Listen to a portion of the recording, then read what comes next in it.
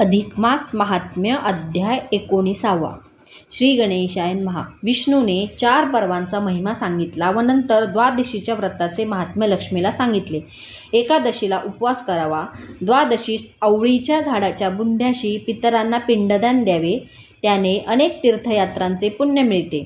विप्राला अन्न द्यावे, पारणा करून जल अर्पण करावे, पितृतर्पण करावे, त्या तिथीला शेतीची कामे करू नये, वाहनाने प्रवास करू नये, भूमीचे दान करावे, उत्तम वस्त्रदान करावे, कपिला गाईचे दान करावे, विद्यादान करावे. ही गोष्ट नेहमीच्या द्वादशीची त्याहून कितीतरी पट फल अधिक मासातील द्वादशीस केलेल्या धर्मकार्याने मिळते.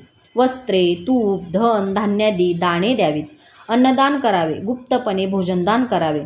विष्णूने अधिक मासातील द्वादशीस केलेल्या घृतमिश्रित अन्नदानाचे फार महात्म्य आहे असे सांगितले.